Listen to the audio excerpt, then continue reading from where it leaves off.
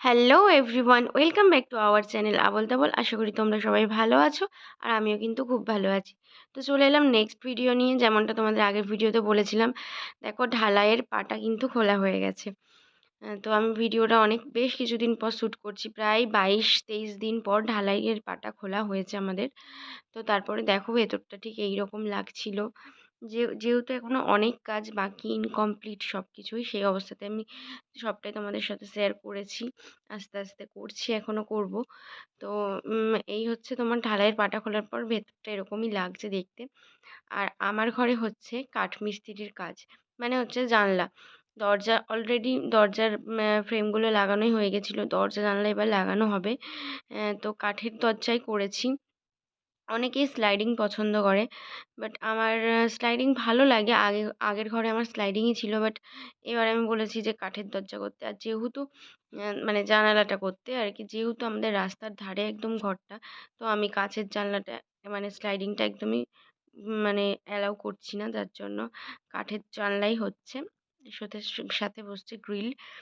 তো এই হচ্ছে আমার শ্বশুরমশাইয়ের ঘর। তো মেঝেগুলো ড্যাম্প প্রুফ ঢালাই হয়ে গেছে।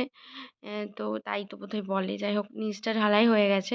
আর এই আর্চিংটা দেখো কেমন লাগছে, তোমরা বলে কমেন্টে কিন্তু জানাবে আর্চিংটা কেমন লাগছে। আর এই ঢালাইয়ের পাটাগুলো খুলে মিস্ত্রি কাকুরা এখনও নিয়ে যায়নি, আমাদের বাড়িতেই রেখে গেছে। তো ওগুলোও আস্তে আস্তে সব নিয়ে যাবে, এখানে চাপা দিয়ে রাখা আছে।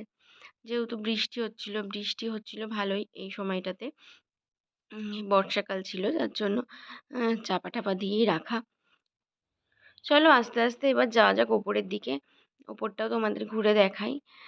ঢালাইয়ের পাটা খোলার পর কিন্তু আমার বেশ ভাল লাগছিল বাড়িটা। যদিও ঘরের মধ্যে সব কিছু আধা খাপচা হয়ে ছিটিয়ে ছাটিয়ে রয়েছে, যেটা তোমরা দেখতেই পাচ্ছ।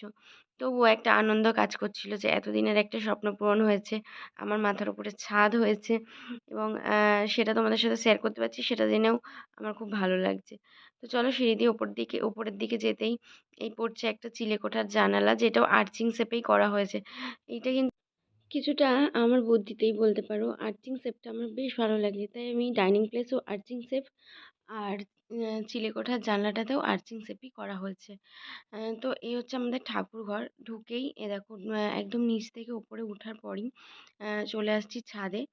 তো ছাদে এই যে ছাদে বেরিয়ে গেলাম, তো ছাদ থেকেই যদি ঢুকতে যাই ভেতরে, ডান দিকে পড়ছে আমাদের ঠাকুরঘর। এই হচ্ছে ছোট্ট একটা ঠাকুরঘর, একদম ছোটোখাটো করেই করা।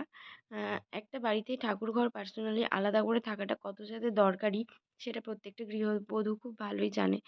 তো এই হচ্ছে জানলা, আর এই হচ্ছে পুরো রুমটা ঠাকুরঘরের। তো ঠাকুরের সিংহাসন পাতি, তারপর তো সেগুলোও তোমাদের সাথে শেয়ার করব। তো এই হচ্ছে ছাদ।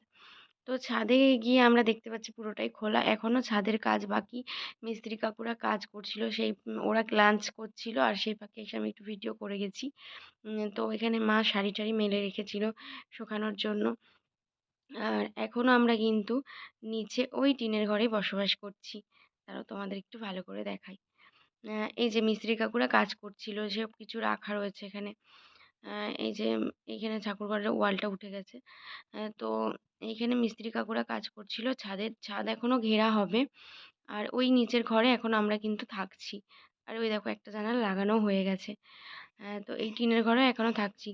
গৃহপ্রবেশ করব, তারপর হচ্ছে এখনও ঘরে মেঝেতে এখনও টাইলস বসানো হবে। সমস্ত কিছু তোমাদের সাথে শেয়ার করব। সেসব ভিডিও দেখতে গেলে কিন্তু আমার চ্যানেলটা সাবস্ক্রাইব করতে হবে, আর পাশে থাকা বেল আইকনটা ক্লিক করে দিও। তো ভালো লাগলে একটা লাইক, কমেন্ট, শেয়ার করো। দেখা হচ্ছে নেক্সট ভিডিওতে। এটা